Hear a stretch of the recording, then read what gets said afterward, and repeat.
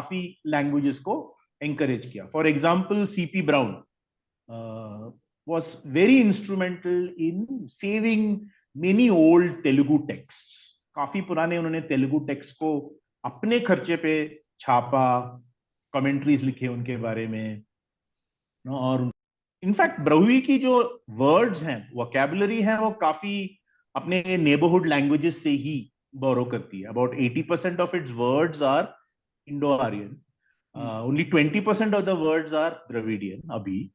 लेकिन उसकी जो सेंटेंस कंस्ट्रक्शन है that is still very Dravidian, और उसी वजह से उसको द्रविडियन लैंग्वेज क्लासिफाई किया जाता है. लोगों को ऐसे लगता है कि हिंदी बहुत ही नई भाषा है, और मतलब हमारी भाषाएं तो सदियों से चली आ रही है, और ये क्या भाषा है जो आ गई 200 साल पहले. और तो हमें क्या पता पड़ता है हिंदी के इतिहास के बारे में?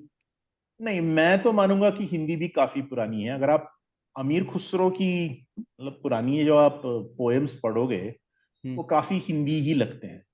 राइट. हेलो सौरभ, कैसे हैं आप? बस बढ़िया प्रणय, तुम बताओ क्या थी? बस सब ठीक चल रहा है. आप बताइए आज क्या विषय लेकर आए हैं?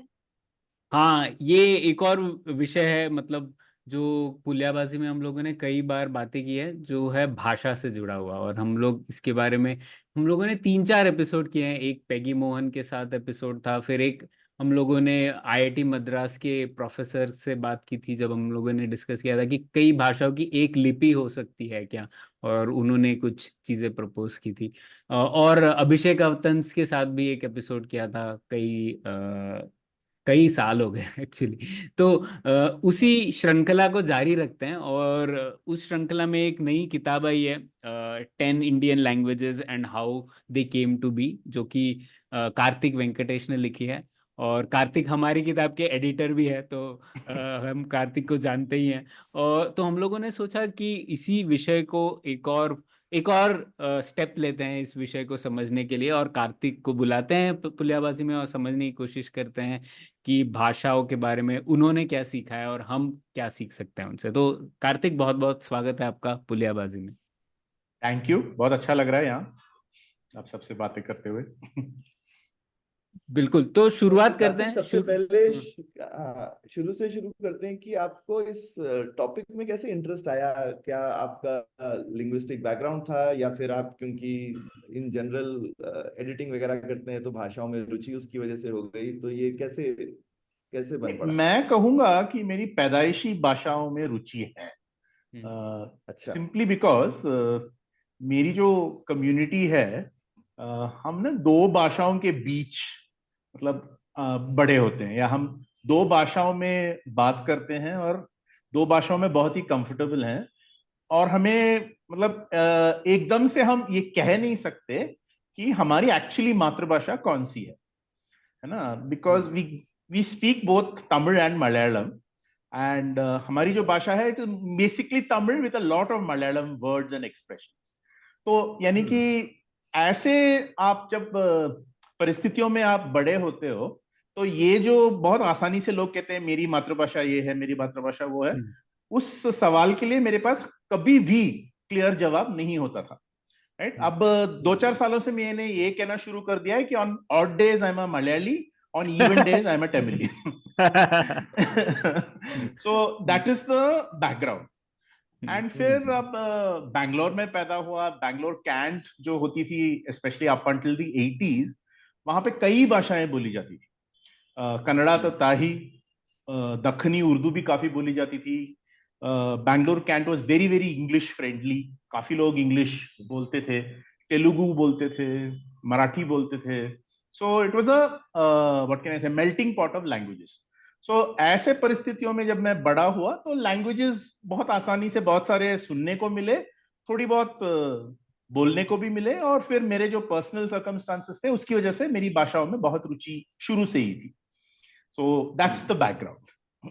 और कार्तिक ने बताया नहीं, वो पंजाब में भी रहे हैं, तो उनकी पंजाबी भी बहुत जबरदस्त है. कार्तिक, वो बहुत तो लेट डेवलपमेंट. हाँ, तो ऐसे भाषा सीखने की रुचि या फिर भाषा के पीछे उसका स्ट्रक्चर, इवोल्यूशन, ये भी आपने प्रोफेशनली भी पढ़ा है या एज अ इंटरेस्टेड पर्सन? हाँ, तो भाषाओं में रुचि थी, तो हिस्ट्री में भी रुचि थी, तो हमेशा हिस्ट्री ऑफ लैंग्वेजेस में थोड़ी बहुत मैं रुचि रखता था. And when I did a course, when I did a masters in education, मेरी एक पेपर थी linguistics, क्योंकि linguistics and education have a very deep connection. So that course gave me a clear structure, academic structure. पहले तो I was a dabbler. That course gave me a little more structure. तो उस वजह से मेरी जो investigations हैं वो थोड़ी बहुत streamline हो गई, थोड़ी बहुत formal हो गई. And so that's the story. I was interested and then I had the opportunity कि मैं formally भी कुछ सीख सकूं.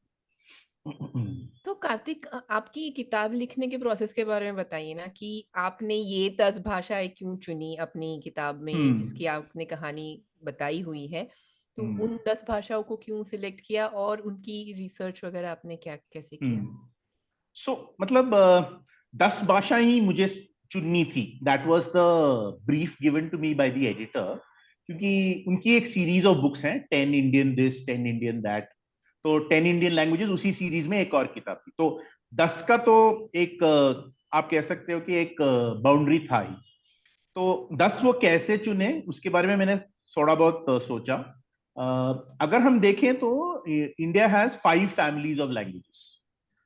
The biggest is Indo Aryan, Dravidian है सेकंड बिगेस्ट, टिबेटो बर्मन और Sino Tibetan is the third, and Austro Asiatic is the fourth, and Andamanese जो है इट इज द फिफ्थ.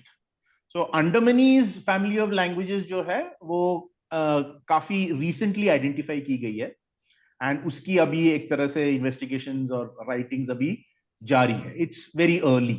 तो मैंने सोचा कि अंडमानीज के बारे में लिखने के लिए अभी इतना मेरे पास मैटर शायद ना हो. सो फिर मैंने सोचा कि बाकी जो 4 फैमिलीज हैं उनसे मैं चुनूंगा. So the 2 biggest families are Indo Aryan and Dravidian. तो मैंने डिसाइड किया कि उनमें से 3-3 भाषाएं मैं चुनूंगा, and Sino Tibetan and Austro Asiatic से मैं 2-2 भाषाएं चुनूंगा. So that was how I worked it out. सो थोड़ा सा बताइए ना कि आपने तो अलग अलग भाषाओं की इवॉल्व कैसे हुई है उसके बारे में लिखा है, लेकिन अगर एक जनरलाइज्ड हम क्या कुछ थियोरी कह सकते हैं कि किस तरह से भाषाएं जनरली इवॉल्व होती है? क्या कोई एक तरीके से होती है कि बहुत सारी भाषाएं बहुत अलग अलग तरीके से इवॉल्व कर सकती है? भाषाएं आई थिंक उनकी जो इवॉल्व होने का तरीका ऑलमोस्ट सेम ही है. Everything starts as a spoken language, but हम ये जरूर कह सकते हैं कि all the spoken languages don't necessarily become written languages. And उसके पीछे बहुत सारी circumstances होते हैं, historical circumstances, specific geographical circumstances वगैरह वगैरह. So yeah, from spoken to written वो जो एक leap है वो कई भाषाएं करती नहीं है, क्योंकि उनकी जो environment है it does not require कि आप वो leap लो. लेकिन कई भाषाएं जो हैं वो leap ले भी लेते हैं, राइट. अब अगर हम स्पेसिफिकली रिटर्न की बात करें, तो ब्रह्मी लिपि की अगर हम बात करें, so when Megasthenes visited the court of Chandragupta Maurya, Chandragupta Maurya, he saw that वहां पे कोई रिटन स्क्रिप्ट नहीं थी तब. At least that is what he has written in his Indica. तो उस टाइम पे नहीं थी. लेकिन हिस्टोरियंस का मानना है कि as the Mauryan empire expanded, administration complicated हो गया, तो फिर सिर्फ मैसेंजर्स को भेज के बाय माउथ इंस्ट्रक्शंस देना मुश्किल हो गया. And that is when the Brahmi लिपि was evolved in the court of Chandragupta Maurya for passing on instructions to the administrators when the Mauryan Empire became very very big. So that's why that language, the language that was spoken then, which was a Prakrit, Magadhi Prakrit, वो spoken language से written में it made that transition. और वो Ashokan addicts तो है ही, तो Ashokan edicts, फिर Chandragupta's grandson, he son. had them written throughout the country. Right. पर तो इससे एक जुड़ा हुआ सवाल है कि एक भाषा होती है और एक बोली होती है, लैंग्वेज, डायलेक्ट। तो क्या हम लोग उसी तरीके से समझे कि सब लैंग्वेजेस स्टार्ट एज डायलेक्ट्स, फिर कुछ भाषाओं को या तो पॉलिटिकल रीजन हो सकता है, जैसे कि एक तरह की हिंदी दिल्ली के पास की वाली जो हिंदी थी, क्योंकि वहाँ पे पॉलिटिकल कैपिटल था, तो वो वाली Hindi became the standardized Hindi जो लिखित फॉर्म में आई, और इसीलिए वो स्टैंडर्ड भाषा हो गई। तो इस तरीके से हम लोग समझे कि सब डायलेक्ट्स होते हैं, फिर कुछ फिल्टर होके कुछ लैंग्वेजेस बन जाती हैं और कुछ सिर्फ बोलियां रह जाती हैं, या और कोई स्ट्रक्चर है इसे समझने का?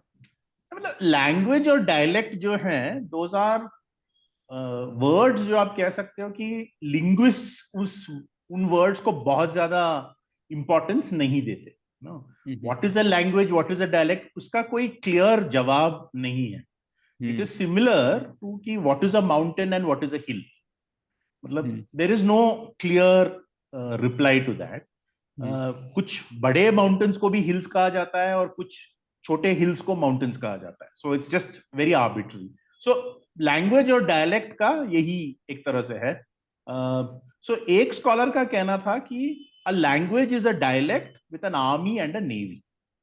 यानी कि जैसे आप कह रहे थे कि आपकी जो पॉलिटिकल सर्कमस्टांसेस हैं वो डिटरमाइन करते हैं कि कुछ लैंग्वेजेस या कुछ लैंग्वेजेस के एक स्पेसिफिक डायलेक्ट, जैसे आप कह रहे थे Hindi around spoken around Delhi, वो इंपॉर्टेंट बन जाते हैं and they become the standard language. और फिर बाकी जो ये स्टैंडर्ड लैंग्वेज है जिनकी शक्ल सूरत थोड़ी बहुत डिफरेंट है, राइट, उनके प्रोनाउंसिएशंस डिफरेंट हैं, कुछ वर्ड्स डिफरेंट हैं, कुछ एक्सप्रेशंस डिफरेंट हैं, वो सब अब डायलेक्ट मानने लग जाते हैं। मतलब they are come to be regarded as dialects. अगर मतलब सर्कमस्टांसेस डिफरेंट होते तो कोई और डायलेक्ट स्टैंडर्ड लैंग्वेज बन सकती थी, नहीं बनी। It's just a matter of chance, that's all. तो ये आपने जो उदाहरण दिया ना, कहा माउंटेन और हिल में क्या फर्क है, मतलब तो इसको एक तरीके से देख सकते हैं कि एक ऐसे डिजिटल चीज नहीं है, बाइनरी नहीं है, और हिल कब माउंटेन बन जाता है वो एक शायद एनालॉग हाँ। चीज है। तो वैसे ही जैसे ये जो हमारे मित्र अजय शाह, उन वो भी पुलियाबाजी में आए थे, तो उनसे एक बार बात हो रही थी, वो बोल रहे थे कि हमें भाषाओं को डिजिटली नहीं समझना चाहिए, हम लोग को एनालॉग तरीके से समझना चाहिए। कि जैसे कन्नड़ा कब मराठी हो जाती है, जैसे आप ऊपर जाते जाएंगे तो धीरे धीरे मराठी के शब्द आते जाएंगे, आते फिर जाते शायद हैं। बेलगाम के बाद जाएंगे आप तो और मराठी के शब्द होंगे, लेकिन कन्नड़ा भी होगी उस भाषा में, और फिर आप शायद मुंबई तक पहुंचेंगे तो कन्नड़ा कम हो जाएगी। तो एक तरीके से क्या ये सोचना सही रहेगा? ये सब आप सबके लिए सवाल है कि भाषाएं पूरी एनालॉग तरीके से ले लो और वो बदलती रहती है अकॉर्डिंग टू ज्योग्राफी। तो कार्तिक, आपका क्या लगता है? नहीं, लिंग्विस्ट यही कहते हैं कि अ लैंग्वेज, ऐसी कोई प्योर लैंग्वेज कहीं है ही नहीं। नो, लैंग्वेज अगर हम दो डिस्टेंसेस देखें A to B which are 200 kilometres apart, मतलब एवरी 10 किलोमीटर्स और so the language will keep changing. मैं एक बहुत ही अच्छी कहावत है जो मैं पढ़ना चाहूंगा। कोस कोस पर बदले पानी, चार कोस पर वाणी, पर एक है जो नहीं बदलता, वो है हिंदुस्तानी। और इसका मतलब यह है कि the Indian languages are all very similar, मतलब उनमें काफी सिमिलैरिटीज हैं even across different families. So चार कोस पर वाणी बदलती ही है, that is just very normal. पर इसमें सौरभ, मैं भी ये भी सोच रहा था कि कुछ डिसकंटिन्यूटीज होंगे क्या, कि हम लोग इसे एनालॉग, मतलब कुछ सडन बदलाव होगा क्या, जैसे जब हम लोग द्रविडियन भाषाओं के क्षेत्र से जब इंडो आर्यन लैंग्वेजेस में चले जाते हैं, तो will there be sudden discontinuities की ये बदलते ही रहता है कॉन्स्टेंटली? ये मैं सोच रहा था, पर मुझे तो इसका जवाब अभी तक मैं मुझे तो लगता ठीक है नहीं। कि वो ग्रेजुअल ही होता है प्रैक्टिस में। जैसे मराठी जो है वो एक तरीके की बीच वाली लैंग्वेज है, जो कि थोड़ी सी मेरे को इंडो आर्यन से मिलती हुई भी लगती है, लेकिन उसमें उसको आई डोंट नो उसको कैटेगराइज कैसे करते हैं, इंडो आर्यन में कि द्रविडियन में, लेकिन अब कन्नड़ा मराठी में तो काफी, और कन्नड़ा को हम एक्चुअली बोलते हैं कि ये तो द्रविडियन लैंग्वेज है ना। तो मुझे लगता है कि वो एक मराठी एक बीच की लैंग्वेज है, जो कि लिंक लैंग्वेज बोल सकते हो हाँ, एक और लिंक बिटवीन इंडो लैंग्वेज है आर्यन एक तरह फैमिली। से, अच्छा, दैट इज दक्कनी। दक्षिणी भी दक्कनी है। उर्दू अच्छा, जिसको हम कहते हैं ना, दक्कनी, हाँ हाँ। मतलब सुनने को the words are all Urdu words largely, but जिस तरह से कंस्ट्रक्शन ऑफ सेंटेंसेस उनके हैं, दे आर बेस्ड ऑन अच्छा, Telugu, they are based on Kannada. मतलब नॉर्थ इंडियन उर्दू अच्छा, स्पीकर ऐसे सेंटेंसेस कंस्ट्रक्ट नहीं करेगा, बट इन हैदराबाद और हम्म बैंगलोर जिस तरीके से वो सेंटेंसेस को कंस्ट्रक्ट करेंगे यूजिंग उर्दू वर्ड्स लार्जली, हम्म एक्सेंट को आप साइड हम्म में रखिए, बट सेंटेंस का कंस्ट्रक्शन अगर आप देखेंगे तो उसमें आप देखोगे कि the the the words of a North Indian or an Indo-Aryan language are have been juxtaposed on a South Indian pattern. अच्छा। अच्छा, हाँ, I ये can even give बहुत you a very good example हाँ उसके हाँ हाँ लिए। प्लीज। हमें आप बैंगलोर में आपने अगर इधर उधर आप गए हो तो आपने सुना होगा कि लोग जब बात करते हैं क्या भी नहीं, right? हाँ, क्या हाँ भी हाँ हाँ क्या हाँ भी नहीं, that is a very common usage. That is हाँ directly translated from Kannada. Kannada, it is ಏನೂ no, ಇಲ್ಲ हाँ ಏನilla.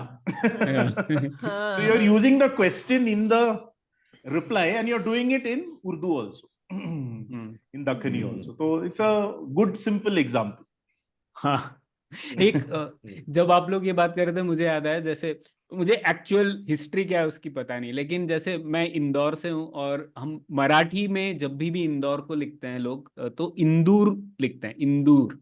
तो मुझे कभी भी लगता है यार इंदू उरू तो नहीं है जो कन्नड़ा वाला उरू है। हाँ तो पर शायद इंदुपुर होगा, उससे इंदूर हो गया होगा, वो मुझे नहीं पता, लेकिन इंदूर ही लिखते हैं मराठी में, कभी भी इंदौर नहीं लिखते हैं। तो इंदौर नहीं। हाँ, तो ये काफी चीजें होती होंगी ऐसे। एक ड़ साउंड जो है वो मानते हैं राइट कि द्रविडियन लैंग्वेजेस से आया है, जो मराठी में भी है और गुजराती में भी है, जो ड़ साउंड है जो बाकी इंडो आर्यन लैंग्वेजेस में नहीं है। नहीं, हिंदी में तो है। एक्चुअली है, जैसे पंजाबी में है अच्छा as a pronunciation but not as a letter of the alphabet. अच्छा पंजाबी में जैसे कहते हैं ना साडे नाल, you would have heard the song साडे नाल रहोगे तो, हाँ so it is ल, but अच्छा actually जब लिखते हैं तो ल ही लिखते हैं. अच्छा So pronunciation में it survives, लेकिन maybe शायद alphabet, letter of the alphabet कभी था ही नहीं, and it's not there even now. Actually पता नहीं, मतलब मुझे ऐसा नहीं लगता है, क्योंकि मेरी फैमिली तो उधर की लैंग्वेजेस ही बोलती हैं, डोगरी पंजाबी वगैरह, और हम नाल ही बोलते। वो ल जो साउथ वाला होता है वो बहुत अननेचुरल है। जो रेट्रोफ्लेक्स वाला ल होता है वो नेटिव पंजाबी स्पीकर के लिए नेचुरल नहीं है गाते। No, you're लेकिन right. र है, It's र not as बोलते हैं। deeply, it's not as deep, but थोड़ा बहुत है. अच्छा, हाँ, हो सकता है, पर ड़ ठ ये सब तो है। ये तो हमने खाती जब पेगी के साथ में किया था तो उन्होंने बोला था कि एक हिंदुस्तान की जो खास चीज है वो ये सब जो हम क्या कहते हैं टवर, जो टवर्ग है बेसिकली, ट ठ ड ढ न, जो हमारा ये टवर, ये एक हिंदुस्तान की पहचान है, वो हर भाषा में है। और इवन इंडो आर्यन लैंग्वेजेस के वर्ड जो हिंदुस्तान के बाहर के हैं उनमें ये टवर्ग नहीं होता। तो आपको पेड़ पेड़ पता नहीं कहाँ से आता है, लेकिन अगर वो संस्कृत में वृक्ष हो जाएगा, लेकिन बाहर ऐसा वर्ड नहीं होगा पेड़ जैसा। ठीक है, तो ये एक हिंदुस्तान की खासियत है हर भाषा। तो हिंदुस्तान में इवन संस्कृत में भी, तो संस्कृत का भी ओरिजिन जो भी एक पेरेंट लैंग्वेज बोलते हैं, कुछ जो भी थियोरेटिकली, कुछ जो भी प्रोटो इंडो आर्यन या जो भी होगी, लेकिन आप इंडो आर्यन फैमिली के यूरोपियन वर्ड्स ढूंढोगे तो उसमें आपको ड़ नहीं मिलेगा, लेकिन हिंदुस्तान में मिलेगा। तो ये वर्ड हिंदुस्तान, ये हिंदुस्तान की छाप है संस्कृत पे, संस्कृत की छाप हिंदुस्तान पे नहीं है। राइट. हाँ, इसे सिग्नेचर कह सकते हैं आप भारतीय हिंदुस्तान का उपमहाद्वीप सिग्नेचर का। है हमारा। हाँ, ठीक है। तो आगे तो कार्तिक, आपकी जो किताब में फर्स्ट सेक्शन है वो द्रविडियन लैंग्वेजेस के ऊपर है। तो इसमें एक जो लैंग्वेज शायद काफी लिसनर्स को पता नहीं होगी, वो है ब्राहुई, जो हम लोगों ने पहले बात की, पाकिस्तान में बोली जाती है और बहुत कम जगह बोली जाती है अब तो बलूचिस्तान में। तो उसके बारे में कुछ बताइए ना, किस तरीके से लोगों को पता पड़ा, और ये कंपैरिजंस जो लोग कहते हैं द्रविडियन लैंग्वेजेस से, वो किस बिना पर करते हैं लोग? तो करीबन आई थिंक जब ब्रिटिश वहां गए थे तो अराउंड 1816 एक सोल्जर जिनका नाम था पॉटिंजर, और जो बाद में वो गवर्नर ऑफ हांगकांग भी बने, first British governor of Hong Kong, उन्होंने पहले ये देखा था कि ये जो ब्राहुई भाषा है ये बाकी भाषाओं से थोड़ी बहुत अलग है, और उन्होंने बस ये ऑब्जर्वेशन कहीं पर रिकॉर्ड किया। और बहुत सालों बाद जब इन्वेस्टिगेशन शुरू हुई तो फिर लोगों को आइडिया हो गया कि ब्राहुई जो है it is unrelated to the other languages in its neighbourhood, मतलब वो एक द्रविडियन भाषा है। एंड तब से लेके आज तक काफी थियोरीज हैं कि द्रविडियन भाषा इन Indo Aryan, Indo European languages के बीच में कैसे कैसे गई, या पहले से ही थी, बाकी जो लैंग्वेजेस है बाद में आए, उसके उसकी जो ये जो मिस्ट्री है उसकी कोई क्लियर रेजोल्यूशन नहीं है। कुछ थियोरीज हैं, राइट। एक काफी पॉपुलर थियोरी है कि इंडस वैली सिविलाइजेशन की लैंग्वेज जो थी वो द्रविडियन थी, एंड जब सिविलाइजेशन खत्म हुई तो काफी सारे लोग साउथ में आए, लेकिन स्मॉल कम्युनिटी वेस्ट भी गए। तो ब्राहुई फिर उस टाइम से उस इलाके में है। दूसरी जो थियोरी यही है कि ब्राहुई बोलने वाले लोग सेंट्रल इंडिया से करीबन 12th सेंचुरी में गए।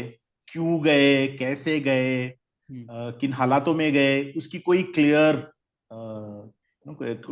रिप्लाई या क्लियर एविडेंस नहीं है। तो इन दोनों थियोरीज के बीच में हम काम कर रहे हैं, मतलब हमारी इतनी सोच है। इनफैक्ट ब्राहुई की जो वर्ड्स हैं, वोकैबुलरी है, वो काफी अपने नेबरहुड लैंग्वेजेस से ही बोरो करती है। About 80% of its words are Indo Aryan, only 20% of the words are Dravidian अभी। लेकिन उसकी जो सेंटेंस कंस्ट्रक्शन है that is still very Dravidian, और उसी वजह से उसको द्रविडियन लैंग्वेज क्लासिफाई किया जाता है। The construction of the sentences are based on Dravidian patterns, not on Indo-Aryan or Indo-European patterns. सही। और अब तो सिर्फ बलूचिस्तान के छोटे से हिस्से में बोली जाती है। हाँ, बलूचिस्तान में करीबन there are about 20 lakh. There are small communities in Iran and Afghanistan, but very small communities.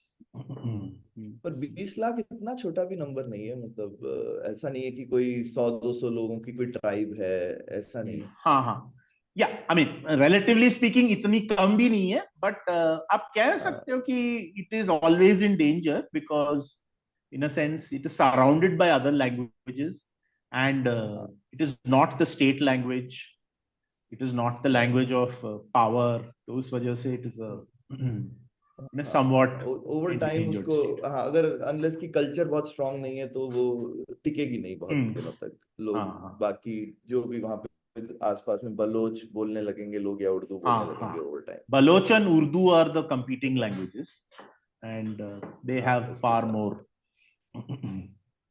तो कार्तिक, हमारी भाषाओं में द्रविडियन फैमिली की जो भाषाएं हैं वो सबसे पुरानी मानी जाती है, राइट? तो इनकी ये कितनी पुरानी है और ये सब की हिस्ट्री हमें कैसे पता चलती है? कैसे पता चलती है? लॉट ऑफ मुझे पूछना पड़ेगा ख्याति, इसमें मुझे पूछना पड़ेगा, क्योंकि शुरू में जो लैंग्वेज फैमिलीज बताई कार्तिक ने, तो अंडमानीज सबसे पुरानी होगी ना? अंडमानीज से तो पुराने कोई लोग नहीं है हिंदुस्तान में। You are actually right.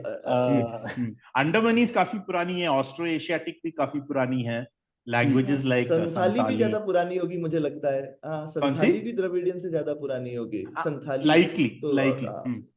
But the problem is कि संताली, अंडमानीज वगैरह में there are no written texts from the ancient days. So मतलब हम speculate जरूर कर सकते हैं, and speculation I think will be an informed speculation, तो काफी हद तक right ही होगी। But अगर हम written text के मतलब basis पे चलें तो the Dravidian texts are quite old. Sanskrit text are quite old, तो उस वजह से हम उनको एक तरह से मानेंगे कि there is clear evidence about their antiquity. At least बोल सकते हैं कि द्रविडियन लिटरेचर पुराना है, वो ज्यादा हाँ, एक्यूरेट द्रविडियन स्टेटमेंट लिटरेचर होगा। एंड ऐसा तो हम बोल संस्कृत ही सकते हैं कि वो सबसे साहित्य, पुराना। संस्कृत और द्रविडियन, तमिलियन और द्रविडियन, संस्कृत साहित्य तो बिल्कुल पुराना है, भले ही भाषा उनसे उतनी पुरानी ना भी हो तो। हाँ, एब्सोल्युटली। ठीक ठीक ठीक, सॉरी प्लीज कैरी ऑन। हाँ, मैं ये सोच रहा था कार्तिक, जैसे आपकी किताब के हर चैप्टर में एक चीज जो बार बार उभर के आती है वो है ब्रिटिशर्स का क्या रोल था। और कई बार ऐसी भी चीजें देखो कि इंडोलॉजिस्ट थे वगैरह वगैरह, उन्होंने काफी काम किया स्ट्रक्चर देने के लिए, या उसके बारे में उसका जो हिस्ट्री था वो शायद फर्स्ट हिस्ट्री उन्होंने लिखी है जो हम तक आई है, ऐसे कई बार हुआ है। तो इसके बारे में आप किस तरीके से सोचते हैं, ये ब्रिटिशर ने क्या रोल प्ले किया? क्योंकि एक तरीके से लोग ये भी कहते हैं कि जैसे मैकैकुले सिस्टम की वजह से हमारी भाषाओं को हानि हुई, एक सेक्शन के लोगों का ये भी मानना है। और एक सेक्शन हमको ये भी दिखता है, जैसे आपने कई बार एविडेंस दिया कि कई बार जो स्ट्रक्चरिंग है लैंग्वेज का उस टाइम के लिए 100 सालों के लिए क्या एनकरेजमेंट देना है वो भी ब्रिटिशर्स ही सोच रहे थे। तो आपने कैसे सोचा है इस बारे में? When you read the history of education का अगर आप हिस्ट्री पढ़ोगे, इतिहास पढ़ोगे, तो मतलब जब ब्रिटिश रूल शुरू हुई थी बंगाल में, there was a tussle between the orientalist and the occidentalist. तो मतलब करीबन 30-40 साल दे स्ट्रगल, क्योंकि ओरिएंटलिस्ट का मानना था कि नहीं, हमें इंडियन लैंग्वेजेस को प्रोत्साहन देना है, वेरास ऑक्सीडेंटलिस्ट का मानना था कि नहीं, इंग्लिश ही सबसे इंपॉर्टेंट है और हम सब इन नेटिव्स को इंग्लिश पढ़ाएं। तो मैकॉली की जीत एक तरह से ऑक्सीडेंटलिस्ट की जीत है, लेकिन काफी ओरिएंटलिस्ट थे स्टार्टिंग फ्रॉम विलियम जोन्स वगैरह वगैरह, जिन्होंने इंडियन लैंग्वेजेस सीखी, जिन्होंने इंडियन लैंग्वेजेस से ट्रांसलेशंस किया, जिन्होंने इंडियन लैंग्वेज टेक्स्ट को बचाया, उनको उनके ऊपर कमेंट्रीज लिखी, उनको प्रिंट वगैरह करवाया। और हालांकि ऑक्सीडेंटलिस्ट ने ऑफिशियल जो है बैटल तो जीत लिया, लेकिन ओरिएंटलिस्ट का प्रभाव तब भी बना रहा right till independence. Many Britishers were very interested in Indian languages, they studied them, they wrote in them, उन्होंने काफी डिक्शनरीज लिखे, कमेंट्रीज लिखे वगैरह वगैरह। तो मतलब ओरिएंटलिस्ट आउटसाइड द सिस्टम काम करते करते उन्होंने काफी लैंग्वेजेस को एंकरेज किया। For example CP brown was very instrumental in saving many old Telugu texts. काफी पुराने उन्होंने तेलुगु टेक्स्ट को अपने खर्चे पे छापा, कमेंट्रीज लिखे उनके बारे में और उनको प्रिजर्व किया। सिमिलरली कन्नड़ा में भी और तमिल में भी काफी ब्रिटिशर्स ने इंटरेस्ट लेके for their own personal reasons of knowledge and interest उन्होंने काफी काम किया। तो 19th सेंचुरी में आप कह सकते हो कि ब्रिटिशर्स जो थे उन्होंने एक तरह से इंडियन लैंग्वेजेस को, मैं ये नहीं कहूंगा कि बचाया, लेकिन इंडियन लैंग्वेजेस को एक फॉर्मल तरीके से उन्होंने एक स्ट्रक्चर दिया, by through printing, through dictionaries, through other forms of literature. And एक तरह से Indian languages got a new lease of life. Otherwise जो क्लासिकल हमारी जो लिटरेचर वगैरह थी वही चला आ रहा था, but because of the British influence Indian languages move to modern forms of literature like the novel और शॉर्ट स्टोरीज, जो हमारे क्लासिकल संस्कृत इन्फ्लुएंस लिटरेचर में नहीं होता था। क्लासिकल संस्कृत इन्फ्लुएंस लिटरेचर में पोएट्री होती थी, महाकाव्य होते थे, कमेंट्रीज होते थे एपिक्स वगैरह पे, बट ये नॉवल, ये जो शॉर्ट स्टोरीज वगैरह, एसेज, ये सब ब्रिटिश इन्फ्लुएंस्ड या वेस्टर्न इन्फ्लुएंस्ड फॉर्म्स हैं। और हमारी काफी सारी भाषाओं में तो रिटन स्क्रिप्ट भी नहीं थी, राइट? तो उसमें भी कुछ कुछ में उन्होंने कोई नई स्क्रिप्ट लाके उसमें बनाने की भी कोशिश करी। बिल्कुल। स्पेशली जो ऑस्ट्रो एशियाटिक लैंग्वेजेस थे, संताली, खासी, उनकी स्क्रिप्ट्स नहीं थे, और ब्रिटिशर्स ने ही स्क्रिप्ट मतलब एक तरह से उनके लिए यूज करना शुरू किया। जैसे खासी में उन्होंने रोमन स्क्रिप्ट को ही अडेप्ट किया। संताली में बंगाली स्क्रिप्ट पहले यूज होता था, बाद में रोमन भी यूज होने लगा, और अब संताली की अपनी स्क्रिप्ट है जो उन्होंने डेवलप किया है। तो एक तरह से they also codified the languages, हम कह सकते हैं, थ्रू स्क्रिप्ट। पहला लिंग्विस्टिक सर्वे भी हुआ था ना ब्रिटिशर्स के टाइम हाँ, पर। और लिंग्विस्टिक इसके सर्वे बारे जो में था, कुछ ब्रिटिशर्स बताइए। ने ड्यूरिंग द 19th सेंचुरी बहुत सारे सर्वेस किए। Geological survey, botanical survey, zoological survey, archaeological survey, no, and the great trigonometrical survey, and linguistic survey सबसे आखिर में उन्होंने शुरू किया। तो स्टार्टेड अराउंड द 1890s और इट वाज फाइनली फिनिश्ड इन 1928। करीबन 35 इयर्स तक चला। अमेजिंग। हाँ, और वो आपने जैसे लिखा है लिंग्विस्टिक, वो लिंग्विस्टिक सर्वे से ही हमें काफी कुछ जो पता है उस टाइम का लैंग्वेजेस के बारे में, वो उसमें कैप्चर्ड है उस सर्वे में। हाँ तो हाँ, एंड फ्रॉम फंडामेंटल 1910 डॉक्यूमेंट। 1911 उन्होंने रिकॉर्डिंग्स भी करना शुरू की ऑफ ऑल द हाँ, लैंग्वेजेस, और रिकॉर्डिंग्स वो अभी भी अवेलेबल हैं। कार्तिक ये अवेलेबल है क्या अभी? किसी ने ऑनलाइन डाला है क्या सो ये इसकी यूनिवर्सिटी ऑफ सक्सेस? शिकागो ने कुछ साल पहले ऑनलाइन किया था, लेकिन it's vanished now, but available है in the archives, it's just not on the net वाह। फॉर पर द मोमेंट। मतलब 1911 के किसी को सुनना ही कितना सुनना ही एक तरह अमेजिंग से, होगा। यू कैन आल्सो हाँ, see how the language has changed. मतलब करेक्ट प्रोनाउंसिएशंस थोड़े बहुत करेक्ट। बदल गए हैं, एक्सेंट्स थोड़े बहुत बदल गए हैं। पर तो क्या लानत है हम पे कि ये हमारे भारत में ही नहीं मौजूद है, यूनिवर्सिटी ऑफ हाँ, शिकागो में शिकागो कैप्चर है। में दे मतलब हैव प्रिजर्व्ड इट। अगर हाँ, मतलब होना चाहिए ना यहाँ पे, हम लोगों को सुनते आना चाहिए 100 साल पहले भारत में कैसे लोग बोल रहे थे, मतलब हाँ, धिक्कार है हम पे। लेकिन खैर, मुझे ये भी सोचना था कि क्योंकि आपने जैसे कहा रिटन लैंग्वेज एक बहुत बड़ा पड़ाव होती है किसी भी भाषा की जर्नी में, तो हमारे भारत में प्रिंटिंग वगैरह ये सब कब आता है? कि ये भी क्या ब्रिटिशर्स के आने के बाद बहुत पॉपुलर हो जाता है, जैसे वुड ब्लॉक प्रिंटिंग वगैरह, कि ये मुगल टाइम्स में ही शुरू हो जाता है? कि तो क्योंकि रिटर्न, किसी भी चीज को रिटर्न करना शायद एक सुपर पावर है किसी भाषा के लिए, तो वो सुपर पावर कब अर्जित करती हैं ये भाषाएं? जब तक ब्रिटिशर्स आते हैं उसके पहले कर पाती हैं या नहीं? मतलब the first printing press in India started in Goa. Portuguese जब गोवा में एस्टेब्लिश हो गए तो वो प्रिंटिंग प्रेस तो लेके आए 1556 I think. Printing press Goa में आ गया, लेकिन मुगल टाइम्स में प्रिंटिंग प्रेस की technology did not take off. तो एक तरह से क्योंकि उस टाइम पे calligraphy and drawings they were very important in the text, और जो उस वजह से जो टेक्स्ट मुगल टाइम्स वगैरह में, मेडिवल टाइम्स वगैरह में जो हमारे पास हैं वो सब hand written text. Printing did not take of.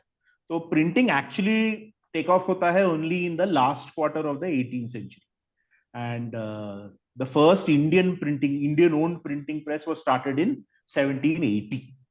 So when by which time England and Europe had been printing for more than 200-300 years. हाँ, ये बहुत आश्चर्यजनक बात है ना, क्योंकि मतलब 1757 में तो प्लासी बैटल भी हो गया, और अगर हम लोग कहते हैं कि भारत एक बड़ा सुपर पावर था ब्रिटिशर्स के पहले, ये दावा है तो प्रिंटिंग तो एक बहुत फंडामेंटल चीज होगी एक बड़े साम्राज्य के लिए, नहीं? क्योंकि जैसे आपने उदाहरण दिया, अशोकन टाइम्स में भी वो रिटन चीज Written. जरूरी थी। तो अगर प्रिंटिंग से आप मास स्केल इंफॉर्मेशन पहुंचाना चाहते हैं किसी एम्पायर के लिए, बहुत जरूरी होगा, तो ये नहीं होना एक बहुत ही बड़ी कमजोरी लगती है। शायद कमजोरी है, शायद ये भी है कि मतलब the book as an object, it was a work of art, मतलब in the thinking of Indian kings, whereas European इसमें a book was just an object. It was just a हाँ, transactional object. पर जैसे तो फरमान तो जारी करना पड़ते होंगे लोगों को, और हाँ, फरमान फरमान जारी करने के लिए उनके पास एक तरीका था, स्क्रोल्स वगैरह, वो सर्व्ड देम वेल। तो आई थिंक वो ट्रांजिशन उनको करनी नहीं पड़ी।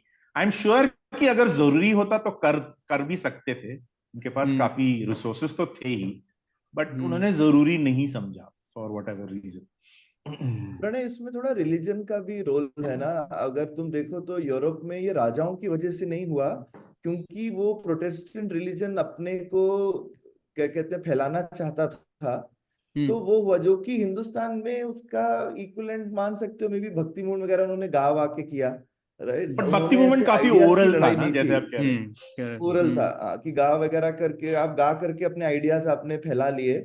लेकिन यूरोप में वो जो रिलीजन के आइडियाज थे और वो जो पैम्फलेट थे, वो attack on the existing religious order, लेकिन रिटन फॉर्म में थे। तो आइडियाज की लड़ाई थी, लेकिन आम मानुष के बीच में, कि आप आम आदमी को कन्विंस कर रहे हो। लेकिन उसके लिए शायद पढ़ने लिखने वाले लोग भी होने चाहिए। आप ऐसे लिख करके आप किसको भेजोगे? तो मुझे लगता है एक लिटरेसी रेट का भी शायद फर्क होगा। हिंदुस्तान में पढ़ने वाले लोग भी तो कम होंगे, तो फिर आपको क्योंकि डिमांड कम है तो सप्लाई कम हो जाती है ना। नहीं, इसमें मैं बस ये तुक्का लगा रही हूँ, लेकिन अगर आपकी एक रिलीजियस टेक्स्ट है जो जिसे हमें फॉलो करना है, तो फिर उस सोसाइटी में उस रिलीजियस टेक्स्ट को पढ़ने के लिए भी पढ़ाई करने की जरूरत, वो एक जरूरत बनेगी। और हमारे यहाँ पे वो एक रिलीजियस टेक्स्ट नहीं है, वो वर्बली सिखाया जाता था, तो इसलिए शायद उस प्रकार की जरूरत शायद नहीं बनी, और उसका एक असर हो सकता आई है। थिंक हिस्टोरिकली हमारी कल्चर भी ओरल थी ना, for many hundreds of years the Vedas were not written.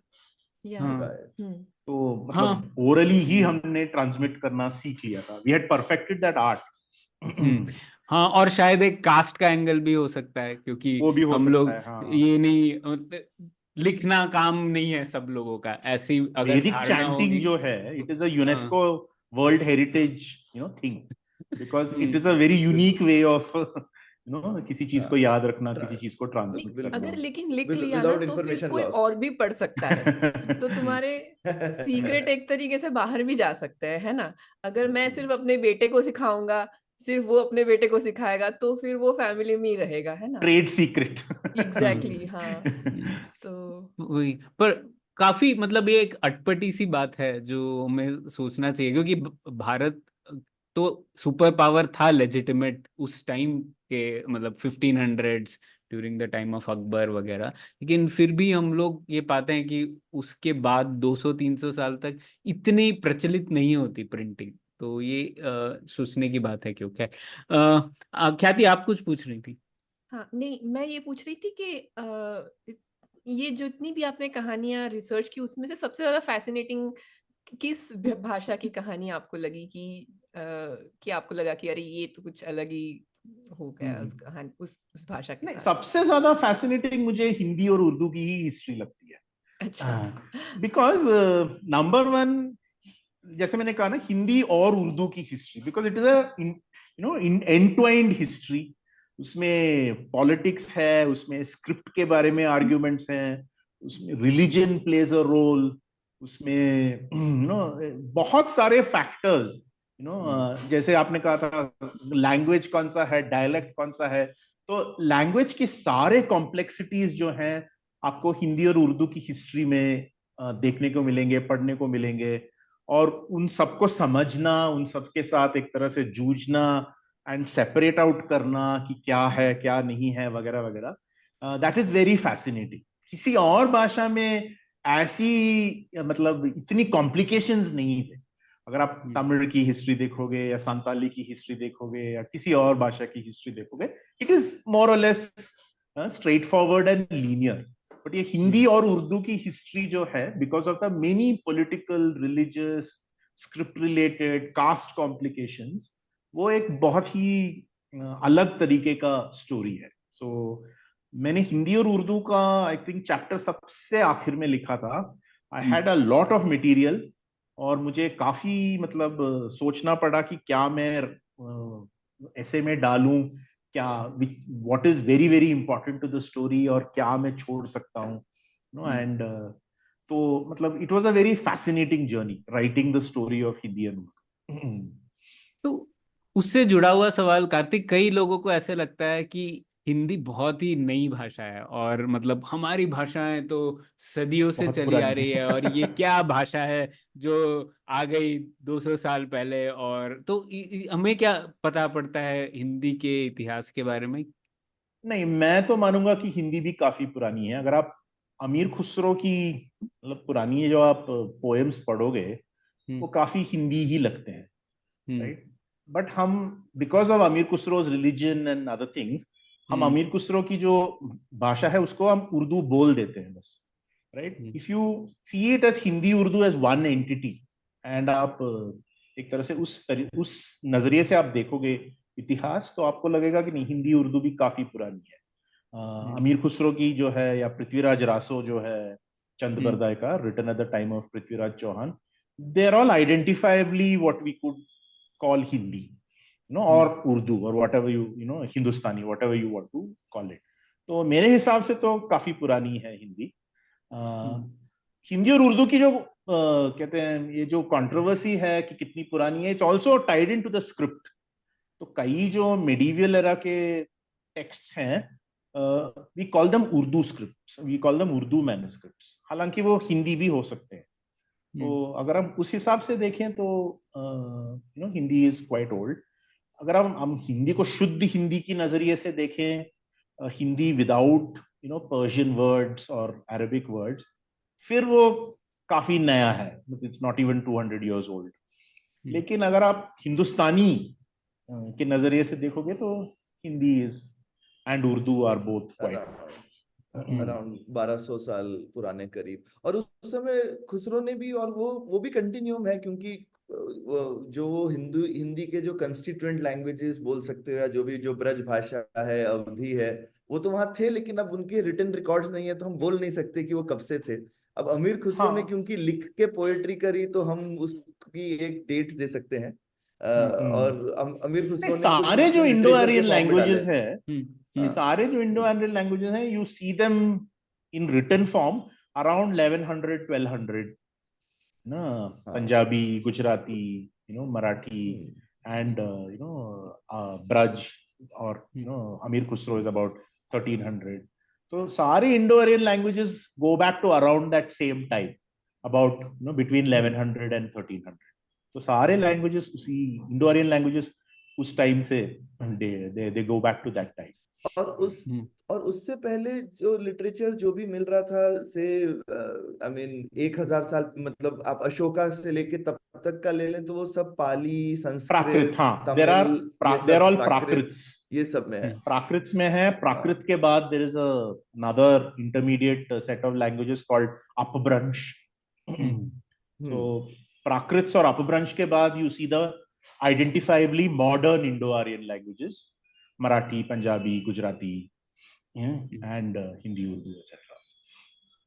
तो ये कुछ क्या? हमारे पास में इसकी कोई थ्योरी है या अंडरस्टैंडिंग है कि ये चेंज कैसे हुआ, कि जब ये प्राकृत से अपभ्रंश से ये मॉडर्न आज जो हमें भाषाएं दिखती हैं हिंदुस्तान की नई, तो ये कैसे ट्रांजिशन हुआ इसकी, ये हमारे को समझ है या हम ना, हाँ हाँ, अंदाजा लगाते हमारे को हैं? क्लियर समझ है कि अच्छा। प्राकृत, जो हम नॉर्मली प्राकृत कहते हैं, दो इट इज टेक्निकली प्राकृत्स, अच्छा। देवर अ वैरायटी कई ऑफ कई प्राकृत्स। कई लैंग्वेज है। अच्छा, वो हाँ, भी एक जैसे, लैंग्वेज फैमिली है। हाँ, Magadhan Prakrit became Bengali, Odia, Assamese. Hmm. Gandharan hmm. Prakrit became Punjabi, Saurashtri अच्छा। Prakrit became Marathi and Gujarati. तो you can trace it very clearly as time passes by. Hmm. वो जो सौराष्ट्री प्राकृत है, हम्म। इट स्टार्ट्स चेंजिंग, और वो अपभ्रंश बन हम्म। जाता है, and then you can see clearly कि मराठी बन गया है, अर्ली मराठी बन गया है, अर्ली गुजराती बन गया है, अर्ली कोंकणी बन गया है। You can very clearly see it. ये और पाली इतनी इंपॉर्टेंट लैंग्वेज थी बुद्धिस्ट लिटरेचर की वजह से, वो क्यों गायब हो गई? एक्चुअली एक तरह से गायब नहीं हुई है। Pali went to Sri Lanka and became Sinhalese. अच्छा। तो that is a very interesting story. Pali एक तरह से सिंहलीज में अभी भी जिंदा है। So Pali, of course it has changed, लेकिन पाली एक तरह से हमारे बीच में in a modified form India में नहीं है, लेकिन श्रीलंका में।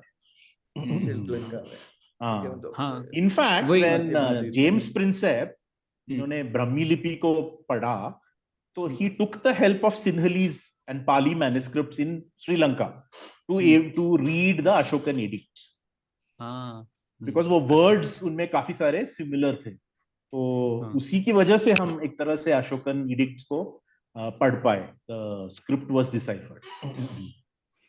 बहुत दिलचस्प। अच्छा कार्तिक, एक और जैसे एक चैप्टर है आपकी किताब में नागामीज के ऊपर, तो ये मुझे दिलचस्प लगती है ये सब भाषाएं, क्योंकि उसे हम लोग जनरली लिंक लैंग्वेज कहते हैं, लेकिन ये लिंक लैंग्वेज की भी कुछ प्रॉपर्टीज कैरेक्टरिस्टिक्स होती हैं क्या? और जैसे नागामीज आपने लिखा भी है कि नागालैंड में काफ़ी भाषाएं हैं, लेकिन जो एक भाषा कॉमन है वो नागामीज है, एटलीस्ट अक्रॉस ट्राइब्स कम्युनिकेट करने के लिए उभर के आई है। ऐसा नहीं है कि वो भाषा किसी भी एक कम्युनिटी की मातृभाषा है, लेकिन फिर भी एक लिंक लैंग्वेज बन चुकी है। तो ये क्या होती है लिंक लैंग्वेज? कुछ कैरेक्टरिस्टिक्स होती हैं क्या इसकी? कैरेक्टरिस्टिक्स मतलब एक तरह से आप कह सकते हो कि दो ग्रुप्स जिनकी आपस में who speak unconnected languages, right, लेकिन उनमें जरूरत है कि वो एक दूसरे से बातचीत करें, तो फिर वो एक क्या कहते हैं, उस प्रेशर की वजह से एक भाषा वो बनाते हैं। उसमें उसको बनाने के लिए वो कुछ वर्ड्स इधर से लेते हैं, कुछ वर्ड्स उधर से लेते हैं, कुछ सेंटेंस कंस्ट्रक्शंस इधर से लेते हैं, कुछ सेंटेंस कंस्ट्रक्शंस उधर से लेते हैं, कुछ और फिर वो सेंटेंस शायद भाषा बाहर से भी लेते होंगे ना, शायद जैसे बाहर से भी, नागामीज में आप लिखते हैं आसामीज से काफी जुड़ी हुई भाषा है, तो हाँ, एंड इंग्लिश के भी कुछ वर्ड्स वगैरह हैं, तो वो लैंग्वेज एक तरह से इट रिमेन्स, आप कह सकते हो, चालू भाषा फॉर अ व्हाइल, उसके कोई रूल्स या कोई प्रॉपर फ्रेम नहीं होता, लेकिन ओवर टाइम कुछ एक तरह से टैसिट एग्रीमेंट बन जाता है कि ऐसे ही होगा, वैसे ही होगा। एंड देन अब नागामीज की एक्चुअली अब न्यूज़पेपर, फर्स्ट न्यूज़पेपर शुरू हो गई है, तो वो रोज नागामीज में लिख रहे हैं, राइट, वो न्यूज ट्रांसमिट कर रहे हैं रोज, तो फिर एक तरह से स्लोली स्लोली उसकी एक स्ट्रक्चरिंग, उसकी एक ग्रामर, उसकी एक फ्रेम बन ही जाएगा, राइट। वो कौन बनाएगा, क्या सभी उसको उसके रूल्स फॉलो करेंगे, those are all open questions, लेकिन कुछ ना कुछ तो बन ही जाएगा, it is in the process of being form. तो इन अनदर 10 to 20 years आप देखोगे कि शायद पहली नागामीज ग्रामर किताब निकलेगी, एंड कुछ एग्रीमेंट होगा कि स्पेलिंग्स जो हैं नागामीज वर्ड्स के कैसे होंगे, तो वो सब एक तरह से इवॉल्व हो ही जाएंगे, रूल बेस्ड लैंग्वेज बन ही जाएगा। ये आपको लगता है जबरदस्त। क्या हिंदी भी कुछ इस तरीके की लैंग्वेज है हिंदुस्तान की, जो कि ज्यादातर लोगों से मिले तो बोलेंगे कि नहीं हम घर में ऐसे बोलते हैं, लेकिन जैसे ही वो घर के बाहर निकलते हैं तो एक जिस तरीके की हिंदी हम बोल रहे हैं वो बोलने लगते हैं। लेकिन अब तो काफी लोग घर में ही बोलते हैं क्योंकि अब इतने सालों से है हिंदी, तो बहुत लोगों की एकदम नेटिव लैंग्वेज भी है। पर अभी भी जैसे यूपी में तो बहुत कॉमन है, आप अवधी बोलने वाले होंगे, ब्रज बोलने वाले होंगे, भोजपुरी या अलग अलग लैंग्वेज, लेकिन वो बाहर आकर हिंदी बोल रहे होंगे बाजार में, सड़क पे सामान खरीदने के लिए। या ये चीज मैंने जैसे जम्मू में भी देखी है, वहां पे लोग डोगरी, मिरपुरी, पुंछी, लेकिन एक बाजार की पंजाबी है जो एक अलग होती है वहां पे भी। तो वो बाजार की पंजाबी होती है, लेकिन अगर आप सब लोगों से पूछेंगे वो भाषा किसी की भी घर की भाषा नहीं है। घर में सबकी डोगरी, पुंछी और इस तरीके की भाषाएं होंगी घरों में लोगों के। तो ये पता नहीं और जगहों पर भी होता है ऐसा कि नहीं, पर मैंने नॉर्थ में एटलीस्ट यूपी में भी देखा है ये चीज, जम्मू में भी देखी है। नहीं, मतलब मैं एक एग्जांपल देना चाहूंगा। जब मैं छोटा था, करीबन 6-7 साल का, हम मद्रास में रहते थे, तो मतलब हमारी टेक्निकली हम कहते हैं कि हमारी मातृभाषा तमिल ही है, लेकिन जो हम तमिल घर पे बात करते हैं वो काफी अलग है, because it has a lot of Malayalam. तो मेरी मदर एक्चुअली मुझे स्पेसिफिकली कहती थी कि ये जो है ना, ये घर के अंदर की भाषा है, बाहर जब जाओगे तो ये तमिल नहीं चलेगा, तुम्हें अलग तरीके से बात करना पड़ेगा, अदरवाइज कोई तुम्हारी बात समझेगा नहीं। लेकिन समझेगा नहीं, नाम दोनों भाषाओं की सेम है, लेकिन ये तमिल और वो तमिल में काफी फर्क है, तो I think this is a common thing everywhere. हाँ, पर हम नॉर्थ में हम लोग उसको हम लोग शायद ज्यादा हमारे पास नाम है क्योंकि सब चीजों के स्पीकर बहुत संख्या में है, तो आई थिंक वो सिर्फ घर में नहीं है, आपस में है। तो इन सब छोटी, इनको हम बोलियां फिर बोलते हैं ना, तो ये सब बोलियों के नाम तो हैं ही। और फिर जो बाहर वाली एक भाषा हो जाती है जो कॉमन, और लोग कहते हैं ना कि उर्दू भी शायद कुछ इसी तरह बनी, क्योंकि आर्मी में बहुत हर जगह से लोग आते थे, तो ये भाषा है उर्दू मोहल्ला, मतलब कैंटोनमेंट की भाषा, जहाँ सब जगह से लोग हाँ, आए हैं। तो फिर कैंटोनमेंट में आपको बाजारू भाषा है, बाजार में ट्रांजैक्शन के लिए आपको बोलनी पड़ती है, तो आप बोलनी एक पड़ती भाषा है। इवॉल्व करेंगे। क्योंकि घर में आप कुछ और बोल रहे होंगे, लेकिन आप फिर दूसरे से लेन देन कैसे करेंगे, आप उससे चर्चा कैसे करेंगे, चर्चा की भाषा है ये, पुलियाबाजी की भाषा। हाँ एक नहीं तो पर सॉरी, हाँ ख्याति हाँ, बोलिए। एक तो बॉर्डर स्टेट्स जहाँ होते हैं ना, वहां पे भी भाषा इस तरह से बड़ी अजीब तरीके से मिल जाती है। तो मुझे पता है जैसे कि दमन साइड एरिया में जो गुजरात में भाषा बोली जाती है ना, वो थोड़ी सी मतलब थोड़ी मराठी की ओर चली जाती है, वो आप पता चल जाता है कि वो कहीं और ही। तो एक बार मुझे कोई ऐसे ही कोई इंसान मिला था, जो मैंने बोला कि तुम गुजराती जैसा बोल रही हो, लेकिन वो गुजराती जैसा नहीं है, तुम्हारी भाषा क्यों अलग है? तो उसने बोला कि मैं नंदरबार से हूँ, जो महाराष्ट्र और गुजरात के बॉर्डर पे आता है। तो हमारी फैमिली बहुत सालों से वहां पे आ गई थी, तो ओवर पीरियड ऑफ टाइम हमारी भाषा बहुत ही बदल गई है। तो उसकी भाषा शायद जैसे कार्तिक ने बोला, उसकी उसके लिए वो गुजराती ही बोल रही थी, लेकिन मेरे लिए वो गुजराती जैसी थी बट कुछ और ही हो गई थी। ऐसी वाली प्रॉब्लम हो रही थी मेरे साथ, वो समझते समझते। नहीं, आई थिंक वो एनालॉग स्ट्रक्चर जो आप कह रहे थे ना, हाँ I think that is applicable हाँ ना। एक कोई एक फिक्सिटी नहीं है लैंग्वेज की। लैंग्वेज काफी डायनेमिक चीज है। हाँ। और जैसे देख ले सौरभ, आप कर्नाटका में भी ये बात है, जैसे कोस्टल कर्नाटका में जाएंगे तो कोंकणी है, तुलु है, और पर लेकिन जब लोग बाहर जाते हैं बात करते हैं, बेरी है, कितनी भाषाएं हैं, पर बाहर जब Kannada is the language which is spoken as a link right in Mangalore, yes. तो तो ये तो नई भाषाएं कैसे इवॉल्व होती है, लेकिन भाषा मरती भी है, राइट? तो जब भाषाएं मरती है तो मतलब वो क्यों कुछ भाषाएं मर जाती है या कुछ नहीं मरती है वर्सेस, और जब भाषा कोई जब नहीं रहती है तो फिर क्या है जो वो खो जाता है उनके साथ? हाँ, वैसे आप इस सवाल का जवाब दे उससे पहले कार्तिक, क्या भाषाओं का मरना कहना सही होता है? हम लोगों ने ये पूछा भी था कि भाषा जैसे अगर हम लोग मान के चले वो एनालॉग है तो वो बदलती रहती है, तो शायद भाषाएं भी बदलती है, हिंदी इंग्लिश बन जाएगी और कुछ बन जाएगी। तो क्या कहना ठीक होता है कि भाषाएं मरती हैं? आपको क्या लगता है, आप कैसे सोचते हैं इस बारे में? भाषाएं मरती तो हैं। जैसे एक प्राकृत होता था जिसका नाम था पैसाची, राइट। वो भाषा स्कॉलर्स का मानना है कि वो मर ही गई, क्योंकि हमें नहीं पता कि वो कैसी थी, राइट। उसका जिक्र होता है बाकी भाषाओं में, बाकी लैंग्वेज टेक्स्ट में, लेकिन वो भाषा कैसी थी हमें नहीं पता। तो we just know the name. तो और भी भाषाएं मर भी जाती हैं, एंड आई थिंक मरना कहना ठीक होगा, specially when there are no written texts, right. जैसे संस्कृत भी एक तरह से वेंट आउट ऑफ यूज, लेकिन संस्कृत जिंदा रहा इसलिए बिकॉज फॉर रिलीजियस रीजंस, लोग उसको पढ़ते रहे। हालांकि उन्होंने संस्कृत में बोलना बंद कर दिया। Nobody use the language for speech anymore. तो वैसे काफी सारी भाषाएं जिनके टेक्स्ट नहीं हैं, वो तो मर ही जाते हैं बिकॉज वो कोई यूज उनको नहीं करता, कोई बोलता नहीं है।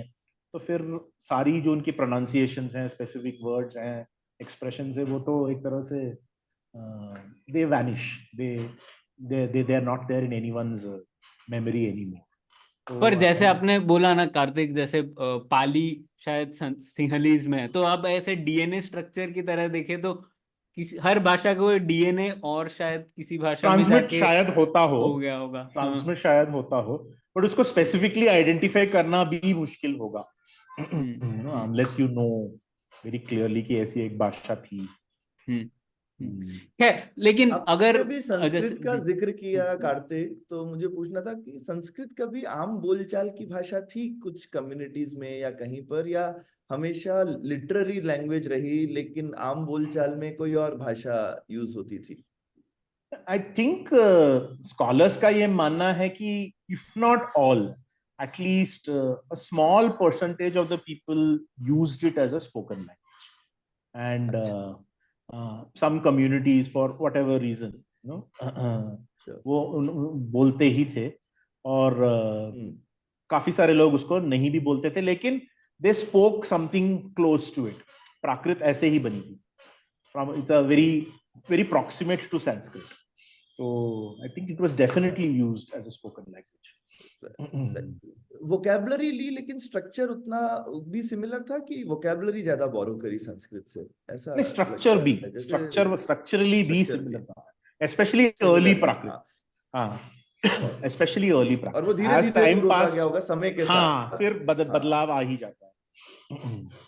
ठीक, Actually, I mean, इस हिसाब से क्योंकि अगर ग्रामीण हम शांति का देखें तो तो वही है. when you look at Malayalam and Tamil, Malayalam came out of Tamil.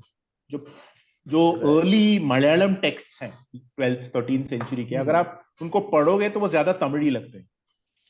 अच्छा, You know, there are interesting. very specific Malayalam words जिनको उसकी वजह से उनको हम Malayalam text बोलते हैं, but वो ज्यादा तमिल ही लगते हैं, right? And लेकिन अगर आप 16th 17th century पढ़ोगे तो आप देखोगे कि हाँ, language काफी diverge हो चुका है. तो और मलयालम में तो बहुत संस्कृत के वर्ड्स हैं, जैसे बहुत ज्यादा. Every है ना, मलयालम Sanskrit में तो word बहुत is ज्यादा potentially a Malayalam word. बिल्कुल बिल्कुल, जबकि लैंग्वेज द्रविडियन है, सोचिए. हाँ, तो ये बड़ी खूबसूरती है हिंदुस्तान की. हाँ, हाँ, Telugu and Malayalam, every Sanskrit word is potentially a Telugu or a Malayalam word. बिल्कुल मलयालम वर्ड, बिल्कुल. इंटरेस्टिंग. तो एक और जैसे ख्याति पूछ रही थी, क्या होता है जब भाषाएं मर जाती है, तो आप उसका भी जवाब दे दीजिए. मेरे हिसाब से एक वर्ल्ड व्यू होता है, स्पेशली जब ट्राइबल लैंग्वेजेस वगैरह आउट ऑफ यूज हो जाते हैं, व्हेन दे बिकम एक्सटिंक्ट, उनका एक तरीका होता है फॉरेस्ट को देखना या हिल्स को देखने को डिस्क्राइब करना, वेदर पैटर्न्स को डिस्क्राइब करना, एनवायरनमेंट फ्लोरा फौना को डिस्क्राइब करना. उनका एक स्पेसिफिक तरीका होता है, एंड वो एक तरह से खो जाता है. I mean the best example I can think of इसकी, अगर हम एस्किमोज, जिनको हम अब उनको हम एस्किमोज नहीं कहते, वी कॉल देम इनुइट्स, अगर उनकी हम बात करें, they don't have one word for snow, they have many words. And मतलब स्नो के अलग अलग लेवल्स, इंटेंसिटी वगैरह हर एक वर्ड में कन्वे होता है, लेकिन जस्ट स्नो के लिए उनके पास कोई वर्ड नहीं है, बिकॉज ऐसी वर्ड उनके लिए कोई मीनिंग नहीं रखती. They have to describe a specific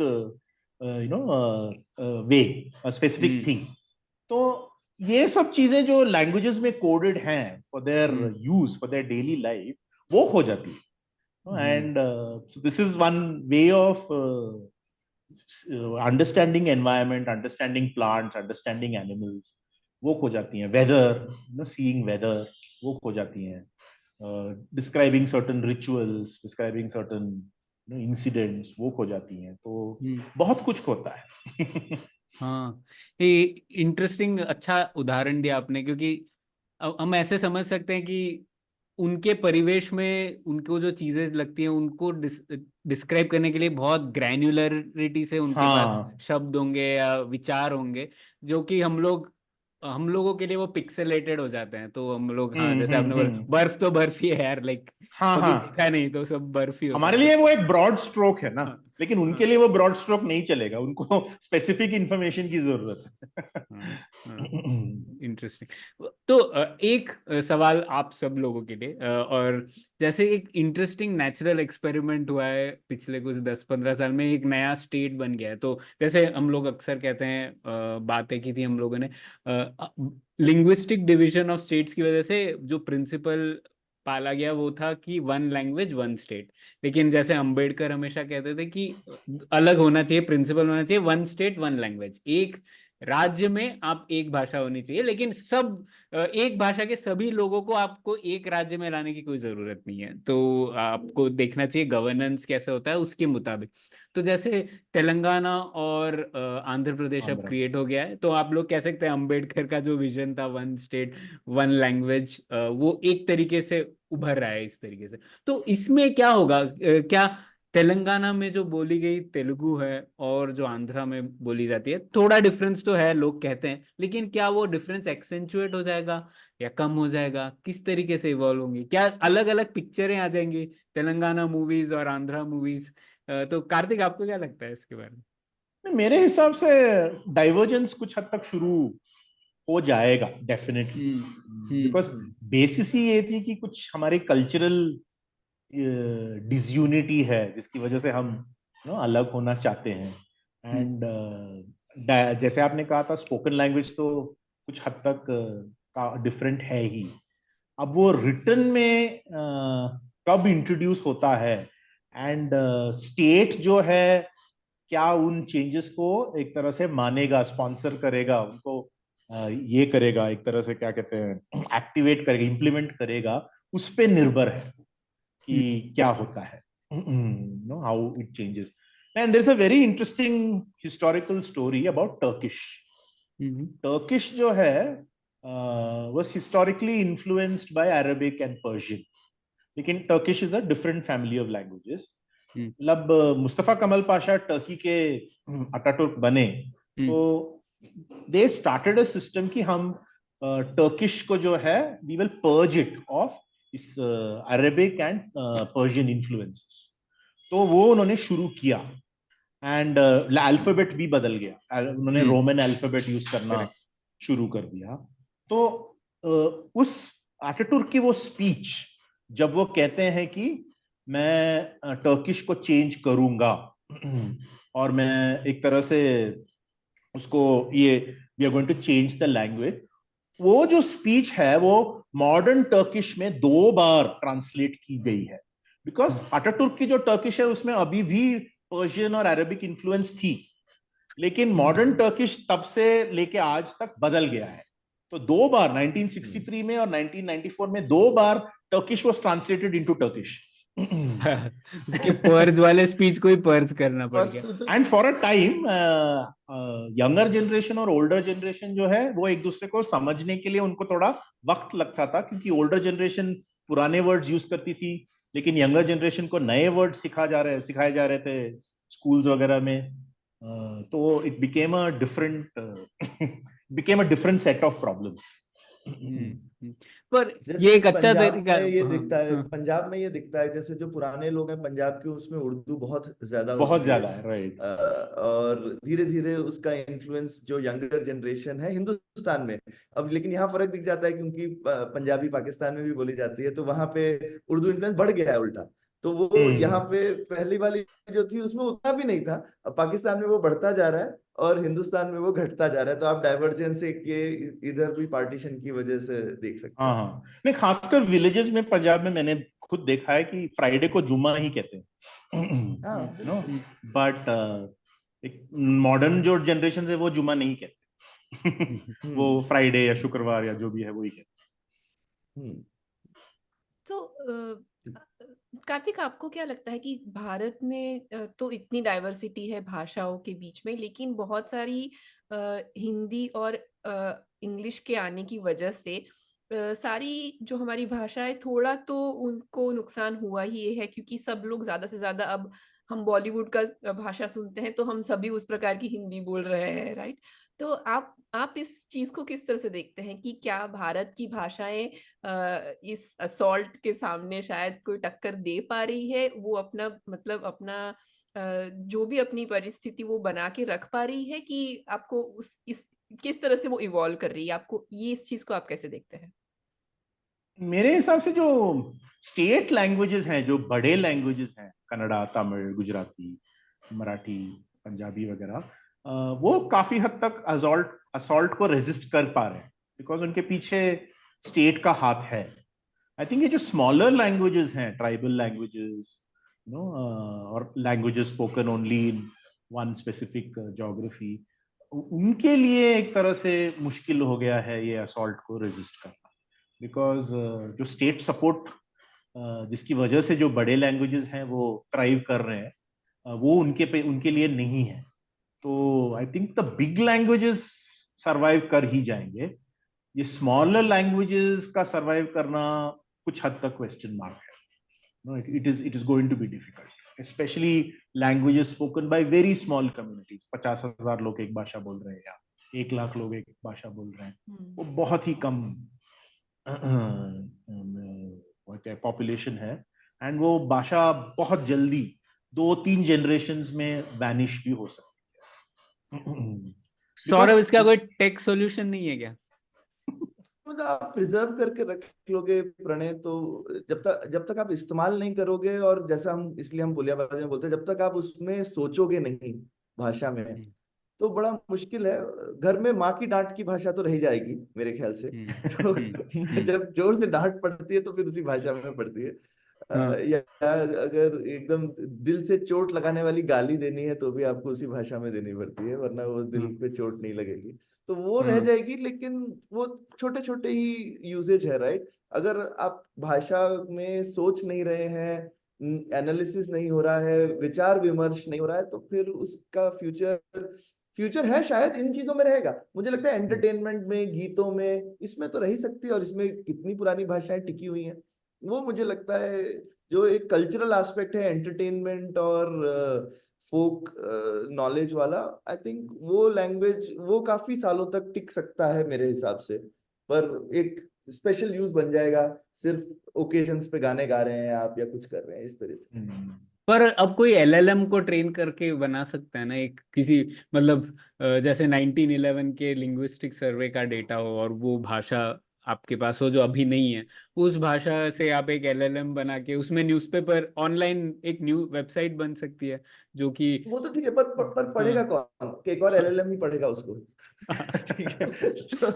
तो फिर अगर वही मैंने कहा, तो प्रिजर्व करने के तो तरीके हमारे पास अब बहुत है चीजों को। तो अगर आज की डेट में कोई चीज है तो शायद वो खोएगी नहीं, लेकिन अगर वो जिंदा तो नहीं है भाषा, अगर हम उसमें सोच नहीं रहे हैं, डिस्कस नहीं कर रहे हैं चीजें, तो फिर हम उसको कैसे बोलें कि वो जिंदा है? कोई उसमें नई क्रिएटिविटी भी तो होनी चाहिए। ठीक है, पुराना तो ट्रांसमिशन चल सकता है, चलता रहेगा। कार्तिक, तो जनरली मतलब भाषाओं के बारे में हम लोग बात करते हैं तो थोड़ा डिसअपॉइंटिंग ही रहता है कि कम हो रही है, लेकिन आपको ऐसा कुछ लगता है जो आपको होप देता है भाषाओं के बारे में, और इंडिया में किस तरीके से एवोल्यूशन हो रहा है भाषाओं का, उसके चलते हुए? I think social media is the big hope. Social media में जिस क्रिएटिव तरीके से भाषाओं की यूज हो रही है, सोशल मीडिया में लोग अपनी भाषाओं में एंगेज करना चाह रहे हैं, आई थिंक उसकी वजह से I think the next generation will keep the language alive. हालांकि शायद फॉर्म्स या वोकैबुलरीज वगैरह कुछ हद तक चेंज हो जाएंगे, लेकिन आई थिंक उस वजह से भाषा भी एक तरह से बनी रहेगी। एंड एनीवे मतलब लैंग्वेजेस हैव टू चेंज। कोई भी लैंग्वेज स्टेराइल नहीं रह सकता। एंड अगर इस वजह से लैंग्वेजेस चेंज होते हैं और जिंदा भी रहते हैं, I think it is we should all feel good and hopeful about it. Great. तो इसी नोट पर इस पुलियाबाजी का अंत करते हैं। बहुत बहुत शुक्रिया कार्तिक, और सभी श्रोताओं से कहना चाहूंगा कि ये किताब जरूर पढ़ें, 10 Indian languages and how they came to be. इस हम लोगों ने सब भाषाओं के बारे में बात नहीं की, लेकिन ये 10 भाषाओं के ऊपर चैप्टर है, और बाद में इंग्लिश के ऊपर भी एक चैप्टर है। तो ये सब आप जरूर पढ़ें, और अब बहुत ही अप्रोचेबल इंट्रोडक्शन है लैंग्वेजेस के ऊपर कार्तिक ने लिखा है। तो बहुत बहुत धन्यवाद, शुक्रिया। Thank you so much.